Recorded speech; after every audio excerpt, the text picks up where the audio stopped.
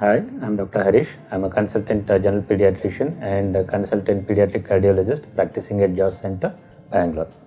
At the end of 1 month, babies maintain eye contact when the mother comes closer to the face, and they can even identify or recognize bright objects when there is an object coming in the line of vision, and they regard sound, so they turn towards the sounds. Babies grow at different rates, so there is a lot of variation, but the initial few days babies start losing weight, and they lose about 10% of birth weight by about 5 to 7 days of age.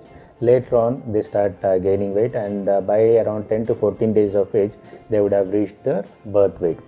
From then onwards they will start gaining weight, and it could be as much as 20 to 30 grams in a day to about 150 to 300 grams in a week. And if you look at the height, so the general height length would be around 45 to 47 to 50 centimeters at birth.